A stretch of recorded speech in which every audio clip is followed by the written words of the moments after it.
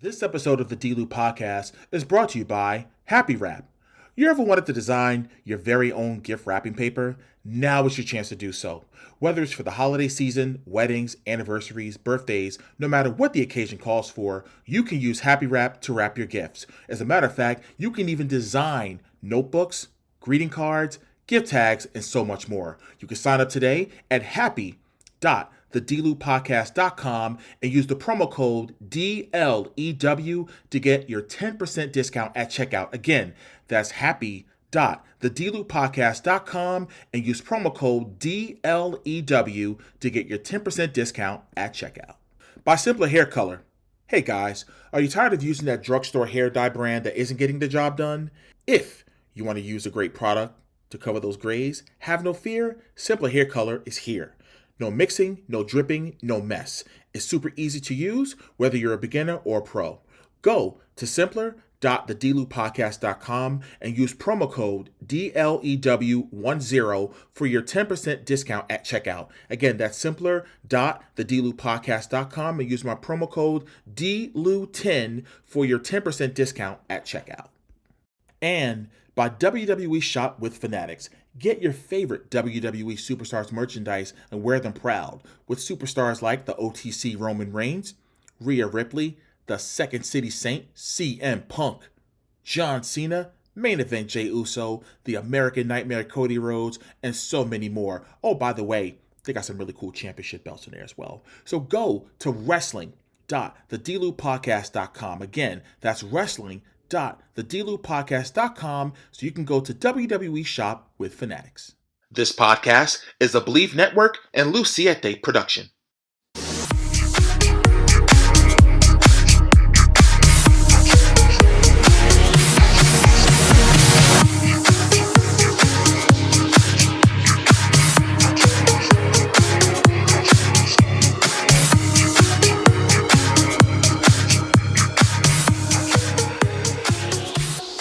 Welcome to another edition of the D-Lew podcast, powered by Believe Network. I'm your host, Derrick T. Lewis, and I hope everyone's Memorial Day was absolutely wonderful. I hope the week is treating you all great.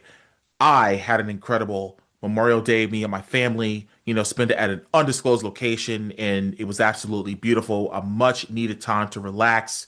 And of course, I watched a whole lot of wrestling in between. So this week, she's back, gracing us with her presence. She is the matriarch of the D-Lew podcast when it comes to the world of professional wrestling, Gabi. And we break down Saturday night's main event, as well as AEW's Double or Nothing. And there's a lot of topics in between that we talk about, breaking down and foreseeing what's going to happen in the near and distant future with AEW and WWE. Let's not wait any longer. The AEW Double or Nothing and the Saturday night's main event recap show with me and Gabi starts right now. Well, ladies and gentlemen, it's always an honor and a privilege. You know what I mean? When she's gracing us with our presence, she's been busy doing a lot of things, but of course, she is the matriarch of the D-Lew podcast. When we're talking about the world of professional wrestling, she is the one and only Gabi. Gabi, how are you? I'm great. How are you?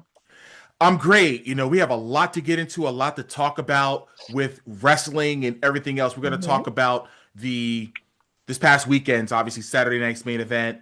And we're going to talk about AEW's Double or Nothing pay-per-view. But we have to talk about some news as we're recording this on the Wednesday that just the news that was just made aware this week. And it's regarding WWE's bringing back Evolution, the all-women's premium live event. Notice I did not say pay-per-view. And it's coming to Atlanta, Georgia on Saturday,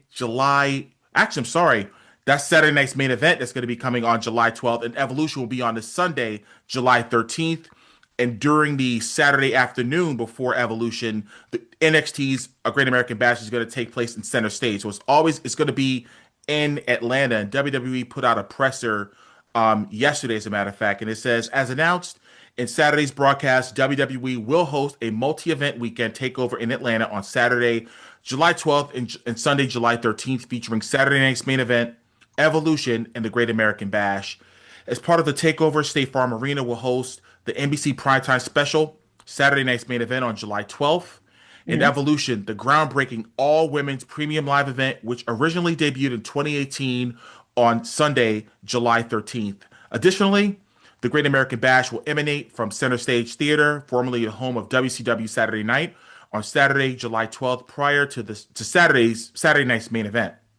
So the big news, obviously, again, no, this is no shade to Saturday night's main event or to NXT's Great American Bash, but everyone's been wondering when they were going to ever do Evolution again after the Hmm. successful one they did in Long Island in 2018. You're a woman, and I want your spin on what you think this means now in the current day with a lot of talented women on the roster, opposed to where it was, no disrespect to them in 2018, because they were just getting started with the women's evolution and everything. What does this mean for women's wrestling going forward?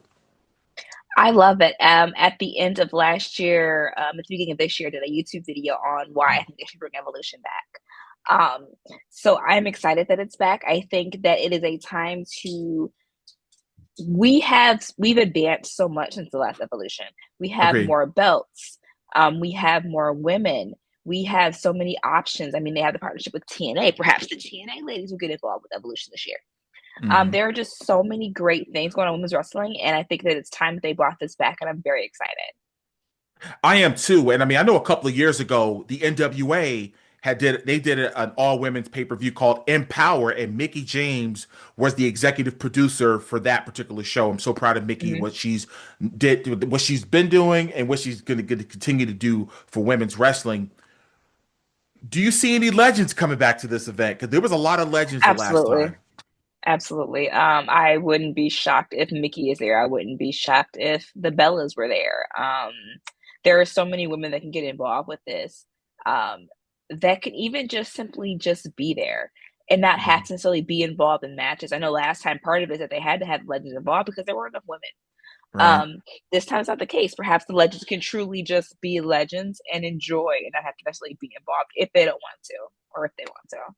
Exactly, because I know Alundra Blaze, aka Medusa, was involved. She was in the Battle Royal, I believe. Hmm. Trish and Lita were involved in that pay per view. I mean, it was a lot of heavy hitters from way Hmm. back in the day, that was getting involved. I would love to see Jazz back in the fold because she was a guest Absolutely. trainer at NXT about a week or so ago. Hmm. Kudos to Jazz and what she's doing for women in wrestling. She's also been producing at TNA as well. So I'm glad that she's getting some shine. Speaking of shine, I gotta give big love to Leilani Kai. She is a former WWF Women's Tag Team Champion and a former WWF Women's Champion who co-main evented the first WrestleMania. She actually was the front row at Saturday night's Hmm. main event in this past weekend in Tampa, Florida, and she just signed a Legends Hmm. deal. Finally, I have been championing Leilani, and we've talked quite a bit offline. I've been championing for her to be inducted into the WWE Hall of Fame. I'm like, how on earth does one of the co-main eventers of the first WrestleMania is not in the Hall of Fame? Are you kidding me? So Yeah. I'm really happy that she got her flowers, that people, maybe young fans that don't know about who she is, now they can go back into the archives and check out some of her amazing matches. Obviously, when she was a single, and of course, her teaming with Judy Martin when they were known as the Glamour Girls, managed Hmm. by the great Jimmy Hart. So kudos. I'm getting goosebumps because this is my childhood when I look at stuff like that. So kudos to Leilani, and I hope the Hall of Fame is in her future next year. So we're going to talk about and break down this past weekend Saturday night's main event. First of all, what did you think of the overall show, in your opinion? It was okay. It was okay. Now, because obviously I felt as though this was just a stepping stone to next weekend. You know what Hmm. I mean? Pretty much how it was in January, how that was a stepping stone Hmm. for the following weekend's Royal Rumble. You know what I'm saying? So Yeah. I'm not going to go into the dark match, but I'm just going to start off with we kicked off the show with the tag team match with Seth Hmm. Rollins and Braun Breaker, with Paul Heyman taking on CM Punk and Sami Zayn. Pretty cool for a Punk and Zayn to have some matching gear for some things that they believe in. So kudos to them for Hmm. that. I got to tell you, I don't know if you were tuning in last week, but I was thinking it was going to go in a totally different direction. and they completely shocked us. I thought that Sammy was going to turn on Punk. And who decides to show up? Big Bronson Reed. Your thoughts? Yeah, I was shocked to see him. I mean, now looking back, he kind of teased it. But yeah, I was very shocked to see him Saturday night for sure. Yeah, and I mean obviously he did Punk he did a job on Punk. My God, Hmm. he ran him into the to the railing there, and of course they get the Heyman guys get the win, and he does the tsunami on Punk. So I was always saying they needed a muscle. They Hmm. needed the muscle, and now they got him. Yeah. And I think now this really sets up, I think, for obviously for a potential world title, another world title run for Seth as Braun and Bronson. Can't say that in the same sentence, right? Kind of protect the champion, and who knows? Hmm. Maybe they may got some tag team goal in their future as Hmm. well. You know what I mean? So we'll tie the ball on that match. The second match, it was only 5 minutes and 10 seconds long. It didn't get a lot of good reviews online for whatever reason. The United States Women's Championship with the champion Zelina Vega taking on Chelsea Green. Um, Again, it's a television show, so I'm not expecting this to be pay-per-view length as far as matches are concerned. What did you think of that match? Um, I just nothing really just did it for me. It was thrown together last minute ish. I mean, they had the whole pay-per-view set. I mean, pay-per-view. They had the whole basically house show. Glorified house show was set. And they kind of just did this in last minute, and the match gave last minute. I mean, they were also wearing matching gear, which is kind of weird. Hmm. Um, yeah, I don't know. They couldn't. I didn't mesh with this match very well. Yeah, because when I did the preview last week, that match wasn't even factored in at that Hmm. moment in time when I was recording. So I'm just like, that's crazy. Okay. And I kind of figured that something was gonna be thrown together. I just didn't think it Yeah. was gonna be that match. I was thinking maybe a tag team match or whatever the case, but I didn't know it was gonna be a Hmm. title match.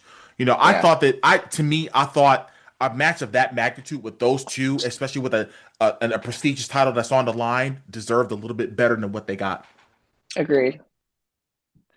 But Zelina did win the match. Like I said, it was 5 minutes and 10 seconds. Then the next match, it was again, it was only less than 5 minutes. My God, it was John Cena and R-Truth. The highlight of the match, man, we say it all the time: protect the man at all costs. Hmm. He has a he. It was it's a mock of a John Cena shirt, but it says Ron Cena. And R-Truth does he did Cena's entrance and everything. It was I loved it. awesome. It was incredible. I absolutely loved it. And but again, Cena cheap shot does the thing, gets in, gets out. He wins the match. And again, John Cena said it. He said, "I don't have to wrestle, Right.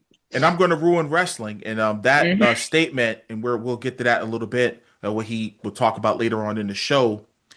The next match, and it was the longest match on the actually no, it was the second longest match on the card. The steel cage match with Damian Priest and Drew McIntyre. I loved the match. I mean, it was Hmm. I think this should be the blow off of their feud. I think. Your thoughts? Yeah. I hope it's done. At this point, we've seen this match how many times now? Four, Hmm. five, six. Um, and it's time for. I mean, I think it was done for Drew to have some time off, and like it worked. It worked. Jesse Ventura didn't like it, but it worked. He didn't like it because, and he has a point No, because he was not wrong. no, because it's like but see, back in the day, that was the stipulation. You either climb because back in the day there was no pinfall in the match. You either climb over the top of the cage or you go through the door. Hmm. Now, as a kid, I'm conditioned to say, "Ooh, that's really cool," but now that I remember, it's kind of like, eh. I'm thinking that a cage match should be where let's finish this in the ring, and only one survivor leaves. That should be Right. the mindset.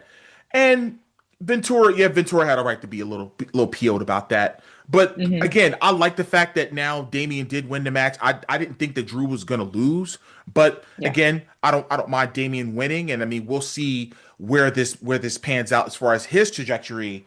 Going into SummerSlam season now, it should be interesting. Hmm. All right, and the last match, of course, was the World Heavyweight Championship. Jey Uso defending against Logan Paul. There was a segment in the back where John Cena said, "When I'm out of here, you know, the World Heavyweight Champion is going to be a YouTuber." And I'm just like, "Oh God!" And they're doing the thing in the ring, and the referee gets knocked out. Cena shows up in the middle of the match, and I'm thinking, "Oh man, this is how he's really going to lose the title." And all of a Hmm. sudden, you hear Cody Rhodes, that music, and the crowd went ballistic. So for people that's saying, "Oh, they're going sour on Cody, or they need to turn Cody heel," no, that's not going to It's happen. fine. It's fine. I just think that Cody just needed some time away. And again, the old saying, how do I don't miss you if you don't go away? But he went away for a full Hmm. month, and he's back better than ever. And he does the crossroads on Cena. And of course, Jey Uso does the splash on Logan Paul. One, two, three. Send the people home, and there you have it. So Yep. that wraps that ties the bow on Saturday night's main event. And again, to your point earlier, it was mainly just setting the table for Money in the Bank, because Cody did get on the mic and said, "Hey, it's the two of you. I'll see you and I got the World Heavyweight Champion here. We'll see you next Saturday at Money in the Bank." So that was the 10. Now, was there the rumor that Travis Scott was supposed to have been in this tag team match, or that was just rumor and innuendo? I never even heard that, so I don't know. Probably just assumption. Yeah, everyone was assuming that it was going to be Travis Scott in a tag match with Cena. I'm just like, I didn't hear that, Yeah, because I I know didn't. he's still training right now. So I mean, I don't know. Yeah, I never assumed that was going to be the case. It's crazy. Well, we're gonna move on now to AEW's Double or Nothing that took place in Glendale, Arizona, at the Desert Diamond Arena. And let me just tell you, that crowd was hot the entire night. Um, the opening match obviously was the finals of the 2025 Women's Owen Hart Foundation Cup tournament between the TBS champion Mercedes Moné taking on Jamie Hayter, where the winner will take on the AEW Women's Champion, whoever that may be, at All in Texas. Match goes 21 minutes and 15 seconds. I love the fact that they're starting to let the women Give them time. giving them time now. I figured Mercedes was going to win this match for obvious reasons. You know what I mean? Hmm. What was from top to bottom your opinion and your assessment of the match? Um, I think that people need to put more respect on Jamie Hayter's name. Like Jamie Hayter had a really good match. I agree. Mercedes didn't have to carry her. Like it just they have very good chemistry. I Yeah, think we all knew Mercedes was going to win, so like there's no surprise there. But yeah, it was a great match. It was a great way to open pay-per-view. I agree, and I mean I love the fact that because the I know again I understand there's some people have issues with Mercedes for what all those reasons, that type of thing, but we can't deny what she can really do in there. I feel as though that the leash has been off of her since she's been away from WWE. Just my opinion. I think she's free to do the things that she wants to do in that Hmm. ring, and thus you're seeing all of these quality matches. Like when I saw the match at Dynasty last month with her and Hmm. Statlander, I was like, well, damn. Like I was very, very impressed. And that was Hmm. again showing what, not only with her, but also with the other women are able to do as well. You know what I mean? So it's not so much of, Hmm. again, like you said, she's not carrying. No, those other women can actually go as well. And Jamie Hayter was Hmm. a former champion in her own right. So I'm sure that this won't be the last that they see of each other. Hmm. All right, so the next match was the stretcher match. I'm sorry, not even stretcher. I'm jumping a little ahead, guys, ladies and gentlemen. The next was the tag team match. FTR with Stokely against Daniel Garcia and Nigel McGuinness with Daddy Magic. To me, I understand that matches have placements and stuff like that. Hmm. I wasn't necessarily a fan of having this match on this card. That match could have been on the pre-show. I agree. The match could have been on the pre-show, or this match could have been on a random Dynamite, a random Or Collision. collision, right? I just Yeah, didn't. agreed. I did.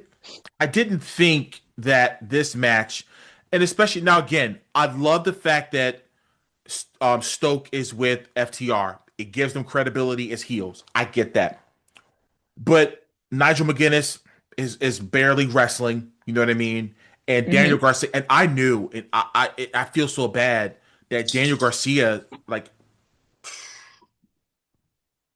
am I mean for saying that, or because I mean his stock was here at one point.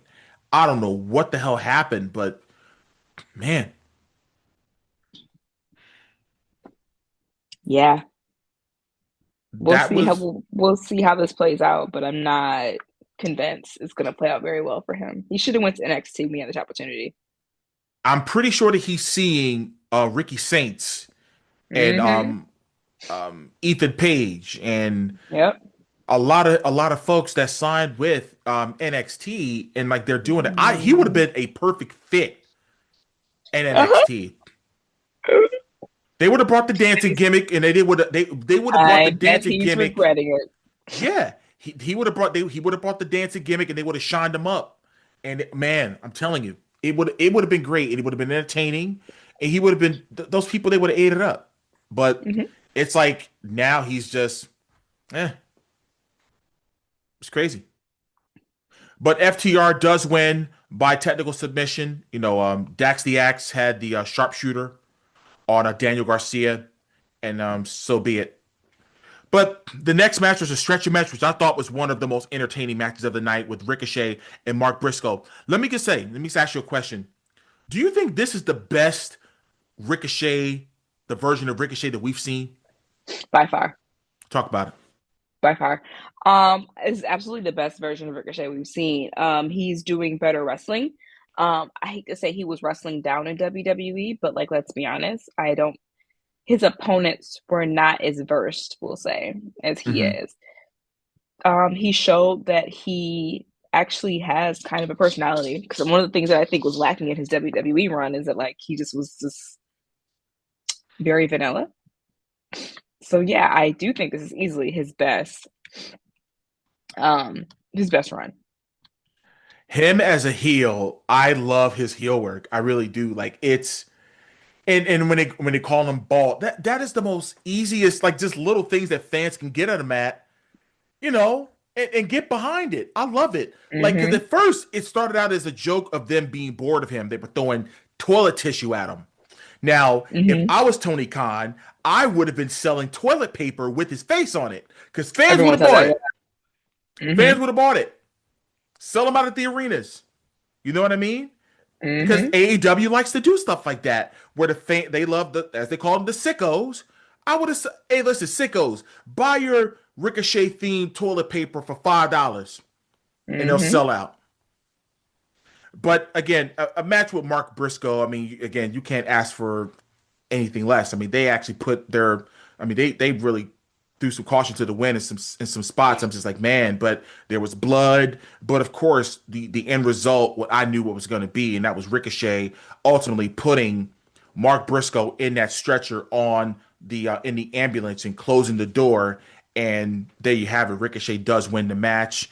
That match went 16 minutes and 20 seconds. I mean, people, and again, I understand you've said this before, how AEW shows can be a little long, and I get it, but they do give their people time. They really do. They really, really Mm-hmm. do. All right. So the next match is for the AEW World Tag Team Championships.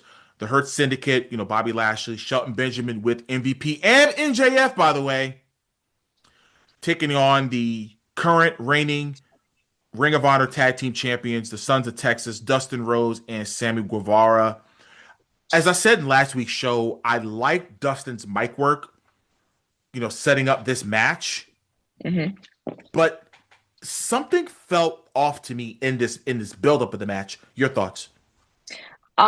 I was confused. This is one of those matches that again could have been on a pre-show or random collision. Like it did not need to be on pay-per-view. I get why they did it.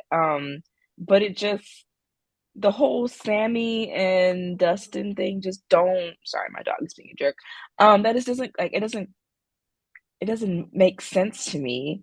And it just goes back to the point that we've been saying, like, why do certain people from Ring of Honor get to pick and choose, when they get to be featured on AEW? Like, I don't know. I think this match could have just truly been like on a regular day of the week. It didn't need to be on pay-per-view.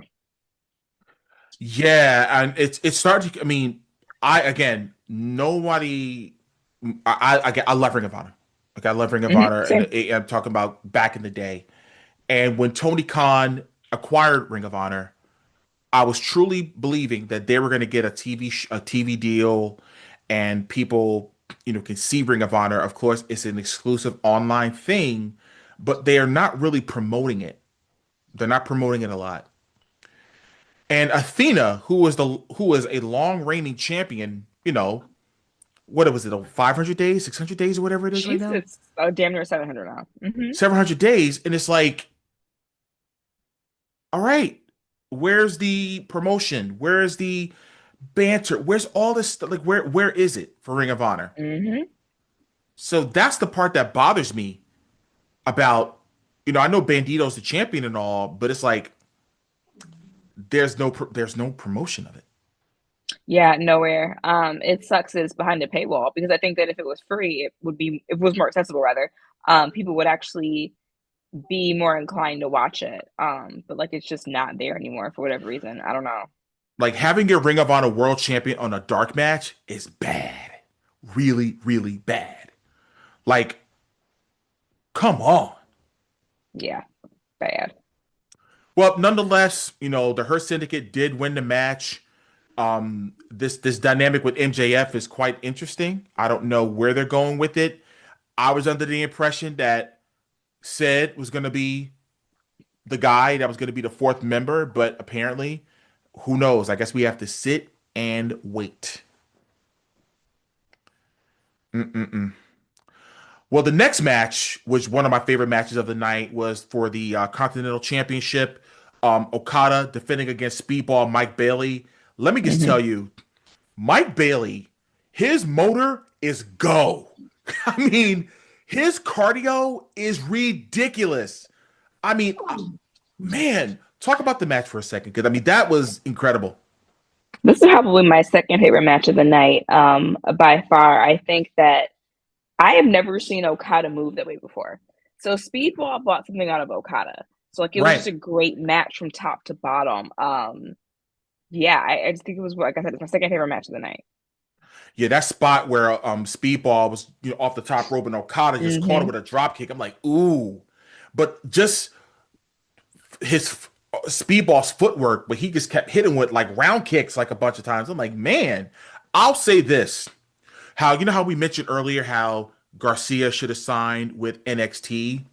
Hmm. This is an instance where I'm glad Speedball didn't go to NXT because I I never, think,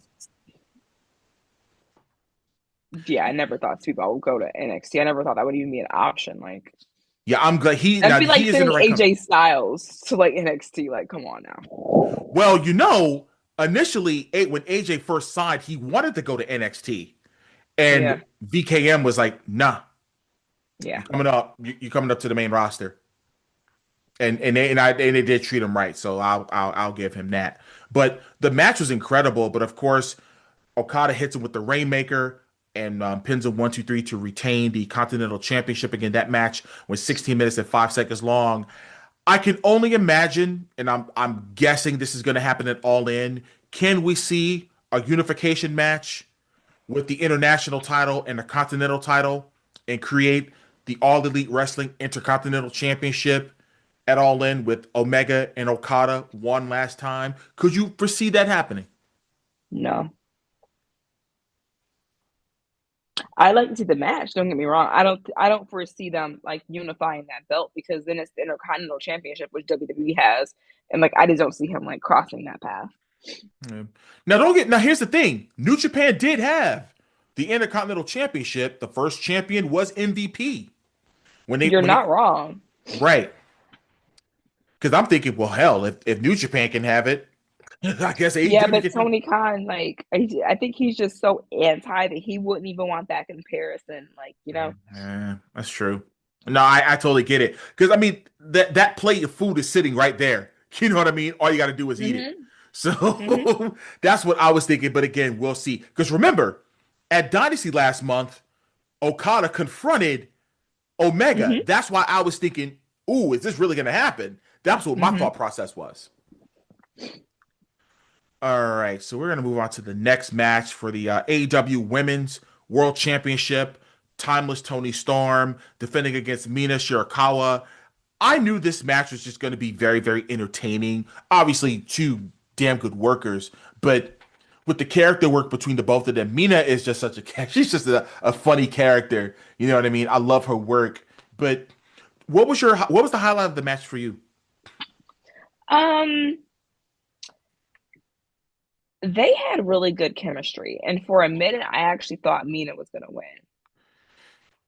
For Mm. a minute there, I actually would not have been mad if Mina had won because Mina and Mercedes have heat, have history.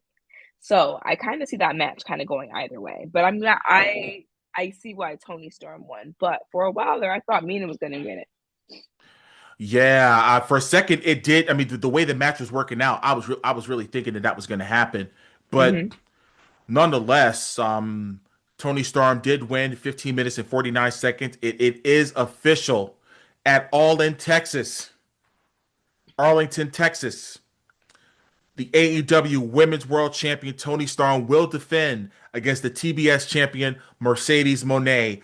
I said this to you and I said this online. I am so happy that AEW Tony Khan kept those two completely apart this entire time. hmm Truly, I'm so glad because it was almost like Brett and Shawn, how they were always hmm separated and then boom, you know what I mean? Just like Bryan Danielson and CM Punk in WWE, you know what I mean? And hmm they were kept away from each other because they made the match that much more special. You know what I mean?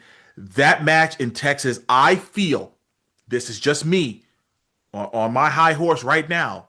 If Tony Khan has the balls, he should make that the main event of All in Texas. Your thoughts? We'll see. You know how Tony Khan is with his women's wrestling, so I mean it makes sense, but also you know how Tony Khan is with his women's wrestling, so I won't hold my breath. I love to see it, but I won't hold my That breath. I think that I think they deserve the main event spot. I think especially when you have the Mercedes who has not lost a match in hmm AEW. Tony Storm is a four-time champion. Like every like I said earlier, the food the plate of food is right there. The whole hmm meal is there, including the dessert, the everything, the sides, everything is there for this match. I hope, I sincerely hope they close the show because they deserve it. hmm All right. Well, of course, shit's about to hit the fan. Anarchy in the arena match. My goodness, my goodness, my goodness. Kenny Omega, Swerve Strickland, Willow Nightingale, and the Ops taking on the Death Riders and the Young Bucks. I mean, first of all, they're starting the match with because the Young Bucks came out last, and because they hmm were talking about they were the founding fathers, and they came out as George Washington and like Thomas Jefferson or something like that, and that old patriotic stuff from the 1700s or whatever it was. And they had this this song, this jingle playing throughout the earlier part of the match. Kenny Omega said and they put on "I'm So Excited" by the Pointer Sisters, and I'm just like, oh my god, what are they doing? And he said, no, no, no, no, no. Let's put on some early 2000 stuff. And Let the Bodies Hit the Floor by Drowning Pool came on, and those fans went crazy. Oh my God. You're bringing me, it brought me back to 23-year-old Derek because 2000, 2001, like that song was a banger. hmm Rest in peace, Dave Williams. He was the lead singer of Drowning Pool during that time. I mean, let's talk about it. The craziest spot to me was the ear spot with Willow Nightingale's Gauge. Oh my God. I mean, damn. He, Didn't Jeff Hardy have a similar spot? Am I making he this up? did. He did Yeah. actually. And I forgot. I'm trying to remember who it was against, but that It was was an AEW too. actually, you know what it was? Yeah. Oh man. And I mean, and the song, and by the way, the song keeps playing through the match, which I thought was hilarious in itself. It was like I'm thinking back, it seemed like an early 2000s mosh concert, mosh pit, people just shoving each other, going crazy, and Kenny Omega does that spot, that moonsault spot onto the Death Riders and the security, and Wheeler Yuta gets thrown off by a Powerhouse Hobbs. I mean, where do I even start? What did you think of this match as a whole? I couldn't imagine being in the arena during this match, because there was so much going on. Um, I didn't like this match. I'm not gonna lie to you. I think that AEW has this thing where like this is violence. AEW always has to go here for like no real reason. Like the needle spot they had, the one thing they had the stapling the tongue thing this Oh time. my Like God. I just there's it's so we're not in ECW in 1996 anymore. You know what I mean? Like we don't have to do those things anymore. Like sure, the Willow ear spot, fine, sure. She has a gauge. I'm sure like this was like handled in a way that needs to Worked be out right. handled. They able We'll to work say, out right. um, but like why? Also, the match was like 45 minutes long. It I was 30, fell yeah, it was asleep. 36. As a matter of fact, it was, let's see, 35 minutes and 10 seconds. I fell asleep, woke up, and the match was still going. Like I don't know, it just was a. I mean, I understand anarchy in the arena, right? It's supposed to be chaos. It's supposed to be crazy. Like I fully understand the concept of the match, but like again, AEW and violence, they know how to like go way above the line, and I don't like it sometimes. And I Just mean, my personal take. the spot was Willow took off the suspenders and had the big black and Jack Powerhouse Hobbs shirt on and posed with Hobbs. I thought that was really cool. Mm-hmm. Um, I mean, the forklift spot was Swerve. I'm just like, what the hell? Like this, I'm like, just when you thought you saw it all, they go here, and I'm like, Mm-hmm. well, damn. Yeah. And next year they're gonna have to do that one. It's crazy, but nonetheless, Swerve did win the match. He did have he had his sneaker that's out now by Reebok with the thumbtacks at the bottom, and he hit Nick Jackson with that, and of course he pinned him 1, 2, 3. So the baby faces win. They pose in the aisleway. By the way, I gotta say that stage looked really really cool. I like that stage for Double or Nothing. It was very big budget. You know what I mean? Mm-hmm. They really, Mm-hmm. really stepped up with production. I absolutely like that. Kudos to Tony Khan and AEW on that. Of course, with a match of that magnitude, you got to bring the fans down. You got to do Yeah. that. You got to do that. It's a hard spot to be in. I've seen a lot of matches with that where they had to do that, but it was a trios match with the Don Callis family. Taking on Paragon, Adam Cole, Kyle O'Reilly, and Roderick Strong. It was a 12 minutes and 50 seconds. They did what they had to do, to get through the match. And, obviously the Don Callis family does win the match. Your thoughts? Again, another match that like I could have done without, respectfully. Yeah, I mean, I don't know. The role of the match is, again, they have to, again, bring the crowd down, because you talk about that's like going to see, I don't know, name a rock band, and you're gonna go see, I don't know, Barbara Streisand on Broadway, like right next door. You know what I mean? Like Yeah. that's what you got to do. And I'll give an example. Like when I DJ, right? If I'm doing like a lot of fast songs, eventually I'm gonna have to bring these people down, and I might throw on some Michael Jackson, or something like that, or some Yeah. slow Gotta ballads send or them home. whatever. Yeah. gotta, just bring it down a little bit. So that's what I think the Fair. purpose of that match was. But of course, the main event for the it was the 2025 Men's Owen Hart Foundation Cup Tournament final with Hangman Adam Page and Will Ospreay. Um, I love the promo setting up for this match. How Ospreay said that I want to win this match, but Hangman saying I need to win this match. Hmm. I love it. I absolutely love it. Now they get 36 minutes and 56 seconds. I mean, they went, man, they went a long, long time. I mean, it was a seesaw battle. Did you think that Anarchy in the Arena should have main evented this show? And if you could swap, Not at all. This easily could be match of the year. This match was chef's kiss. Give me 10 stars. This match should have been the main event. Absolutely. okay, no, and I respect that. Um, because I'll be honest with you, like right now, the reason why and it's bringing me back to the Mercedes Tony Starr match because as much as I like Hangman Adam Page and John Moxley, the match doesn't intrigue me as much. Now, if it was Osprey, now we're talking. Hmm. Now, okay, you put that on last. Osprey and Moxley, absolutely. But I think with Hangman, I'm afraid I think I may have seen this match before. I could be totally No. wrong. I mean, it was a situation where Hangman needed to win. Right. Agree. Um, because let's be honest, it's time for that title to come off of Moxley. Um, it's time to move on.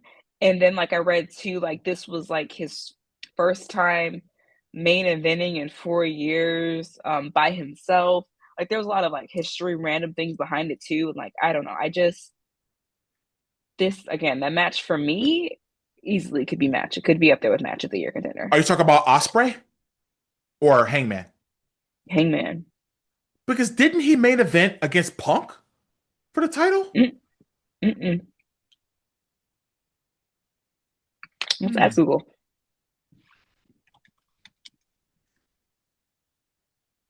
Because if I'm not mistaken, I think where Punk had that issue, I'm thinking that may have been Double or Nothing, 2022.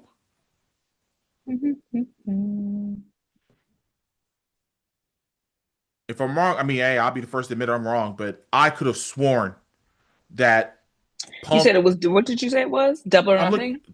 Double or Nothing 2022. I'm actually looking at it right Yep, now, same. and I'm looking at the card, and yeah, they're actually on the cover of the poster, and it looks like that. Yeah, Punk and Hangman Adam Page main event at the Double or So then, Nothing where yeah, Punk. Yeah, 3 years ago, I'm sorry, 3 years ago, but he yeah, has not had anything since then. right. That's crazy. And you figure he was one of the pillars because remember it was Hangman and Jericho to determine the Oh, the first first champion, inaugural yep. the inaugural champion. And I was always of the mindset that the right guy won only because they were going on national TV that They need to fall, right? legitimize the title. They need somebody They that had to everyone recognizes. absolutely, So, like, no, I agree absolutely. with I agree. Because some people were like, "Yo, man, Hangman should have won." I said, "When you're doing business, I said when you're doing business, TNT, and they're going on A national TV that recognizable October, person. a recognizable Hmm. face that has been there and done it." I was not mad that Jericho was the inaugural champion. I had no problem with that at all. But Same. again, I think now. But here's my thing. I don't think, and I know we'll do a preview show in July regarding All in Texas, but to me, I think the thing that they're banking on is once my man comes down from Mount Everest, he's going to be the one that's going to come back at All in Texas to confront John Moxley, and that is Darby Allin. He's going to be the one that's going to dethrone John Moxley, I believe. We'll put a pin in that. We'll put a pin in that. I mean seriously because it's like it's again. I'm related. I mean, I just got done finished eating about an hour ago. Had some really delicious vegan ravioli with butternut squash inside of it, and I had some shrimp and mixed veggies. So I'm talking about food right now. So excuse me, ladies and gentlemen, of all these food references, but that plate of food is on the table to It's be right eaten. there. Darby Allin and John Moxley. Because remember, at Full Gear in November in Jersey, he attacked him outside the arena where he. Hmm. I mean, I don't know how in the world he survived that crash. I'm like, damn. So after that, you didn't see him anymore. You know what I mean? Right. He was training for Mount Everest. So I'm hoping he has safe travels down the mountain and he comes back ready to kick some ass because I definitely miss seeing him on TV. For sure.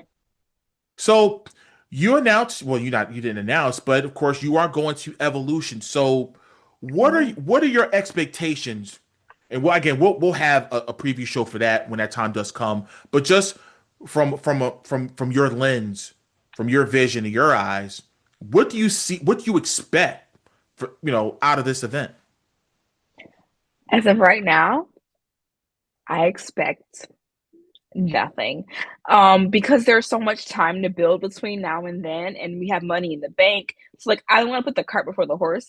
Hmm. Um, so I'm going in expecting nothing until after Money in the Bank. I want to see how things play then, um, how that plays out before I start like kind of like dream matching this right now. Yeah, Um, but because we yeah, got a no, I'm preview. going in as a fan. I'm going in as a true fan. I'm going to have some fun and to just be in the building. I have really good tickets. I look forward to enjoying myself that weekend. It's my birthday weekend too, so yeah.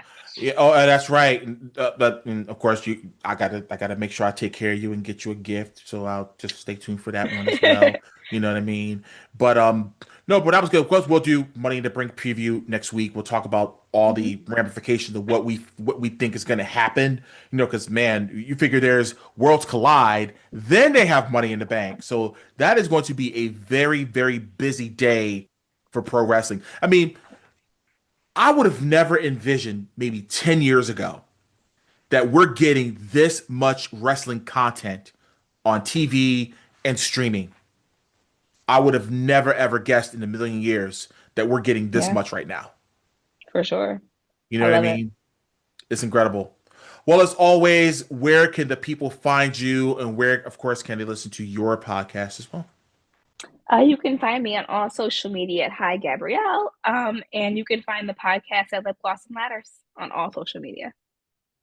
Well, like I said, and I'll say it before I say it again, those four young ladies bring you so much quality when it comes to breaking down topics in professional wrestling. I'm an avid listener of their podcast. I listen to it whenever there's a new episode up. I always listen. And these, like I said, the sky's the limit for what they can do. And like I said, I'm glad that Gabby's still on our team here because, like I said, she brings so much knowledge. She brings so much everything, to this show whenever she's on. Like I definitely appreciate all that she does. But make sure, guys, you do subscribe to Lip Gloss and Ladders on all platforms, whether it's Apple Podcasts, Spotify, you name it, making sure that you're tuning in. Well, that does it for this week's edition of the D-Lew podcast. Once again, Gabby, thank you for all that you do and you continue to do, for this show. And I look forward to bigger and better things on the horizon for the both of us, for both of our podcasts as well. If you guys haven't done so already, I say it before, I say it again, make sure you hit that subscribe button on all platforms: Apple Podcasts, Spotify, iHeartRadio, Amazon Music. And the list goes on, including, of course, my YouTube channel. Make sure you hit on YouTube, especially the bell. Make sure when you hit the bell, you hit all so you get all new content and notifications when it's available. So make sure that you hit and subscribe to my YouTube channel as well as all platforms for the D-Lew podcast. Of course, social media. You can follow the show at the D-Lew podcast on all platforms. You can follow me on social media on all platforms at the real DT Lew, with the exception of Facebook, which is Derek T. Lewis official page. Hit up my stores, my Pro Wrestling Tees store, pwt.derektlewis.com. And of course, you can hit up the Derek T. Lewis official merchandise store where you can get the Nike collection, the official Derrick T. Lewis merchandise store Nike collection, where you can get hats, pullover fleece hoodies, and dry fit tees over at shop.derricktLewis.com. Well, I'm going to get out of here, ladies and gentlemen. As I always say, no matter what it is you do in life, always remember to make it count. See you next time.